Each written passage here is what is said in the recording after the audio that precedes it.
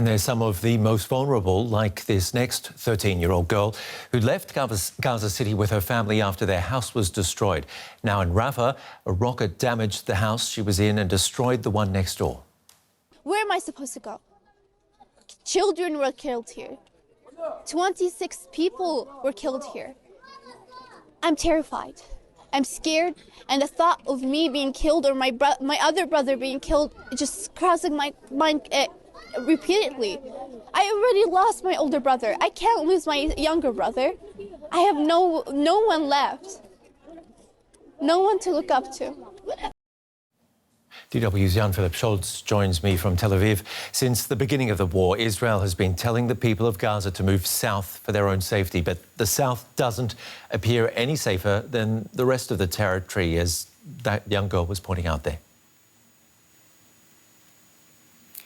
Yeah, it's definitely not safer anymore. And what we hear from the young girl we just saw, and from so many others, is so horrible that it's difficult to find words for it.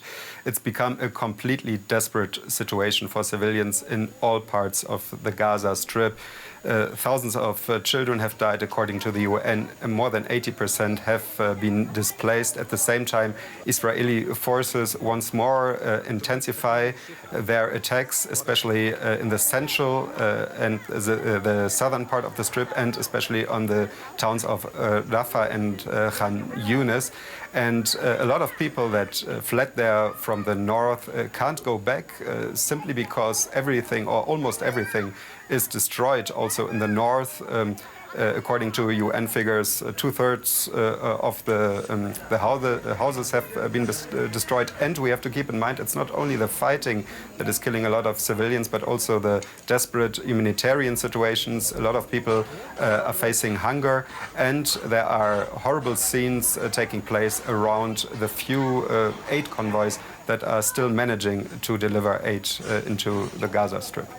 And our report touched on that joint Israeli-Palestinian rally in Tel Aviv yesterday. Can you tell us more? Yeah, I mean, a majority of the people here are still in favor of war.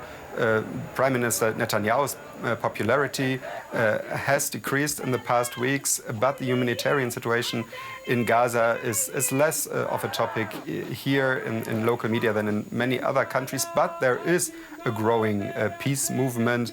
As you mentioned, I was at a protest yesterday. There were at least a few hundred people present, and they said that they don't want the war to continue. There will only be more radicalization if it continues, they say, and there can only be a lasting or a real security for the people in the region if there is peace. At least that's what they said at the protests. But it is a minority. Most people here are still in favor of the war and the objective to destroy Hamas, whatever it takes. The latest there from Jan-Philipp Scholz in Tel Aviv for us. Thank you. Now, the UN is warning that 150,000 people in Gaza have nowhere to go as Israel widens its air and ground offensive against Hamas, which has been classified a terror group by many countries. Dozens of people, mostly women and children, were killed in a new wave of Israeli airstrikes overnight. Writing the names of the dead on their body bags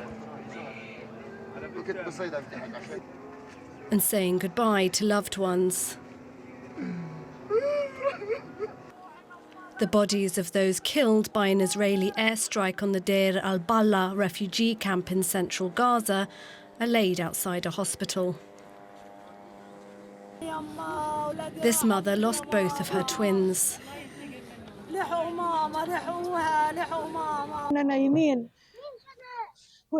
We were sleeping in the room with two of my children. My twins were in another room. The house was bombed, and the rubble fell on the twins on their birthday. Inside the hospital, doctors rushed to treat those injured in the attack. The Israeli military has stepped up its air and ground offensive in areas of central and southern Gaza. It released this footage of tanks rolling into the southern city of Khan Yunis.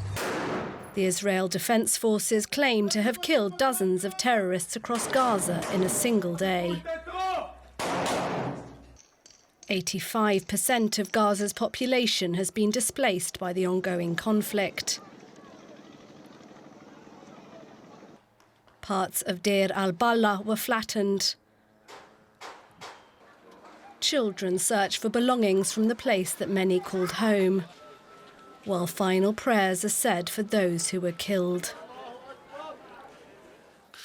We can get more on this from journalist Sami Sockol, who joins us from Jerusalem. Welcome, Sami. Let's start with Israel's widening campaign in central and southern Gaza. What are they doing? Well, we're talking about the area in the center of the Gaza Strip, where you have very large refugee camps. These are refugees that came there in the 1948 war from what then became Israel. And we're talking about Al-Bureij, Nuseirat, Maghazi. And as the Israeli forces and the tanks are approaching this area, the residents are being called to leave this area. At the same time, the Air Force is shelling this area, and they're targeting Hamas operatives. But as we know, most of the casualties are civilians, and the people there, of course, are stranded, and they say that they have nowhere to go. At the same time, Israel is also continuing in the campaign around Khan Yunis. This is where they believe that the Hamas leadership is located. Let's pick up one of those attacks. The Israeli army has expressed what it said was its regret at the high number of casualties caused by their bombing of the Maghazi refugee camp on the 24th of December. So just talk us through what happened and explain to us why Israel is bombing refugee camps. Yeah, well, this is in the Maghazi refugee camp. The IDF said that there were Hamas operatives, and they were after them, and they dropped bombs in this residential area, which was very crowded. We're talking about a very crowded residential area, and indeed, more than 90 people were killed, women, children, and many more were wounded. And still, we believe that some are maybe under the rubble. The IDF issued a statement, which is quite rare, in which they actually admitted that they dropped what they call a munition that wasn't suitable for this kind of a target, meaning that they dropped a bigger bomb than necessary in order to go after these wanted men. Now, Israel is under increasing pressure from the US and indeed much of the rest of the world to scale back its bombing of Gaza. So is the war likely to enter a new phase?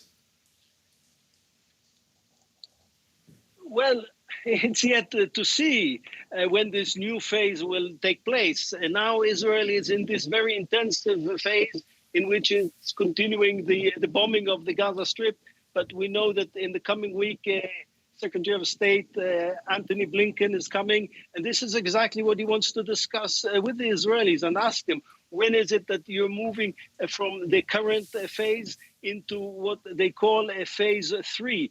Phase 3 is a phase in which the Israeli military will be located more along the borders, along a kind of a perimeter that they will establish, and will launch a kind of attacks, more targeted attacks. And this kind of warfare is going to continue for a very long time.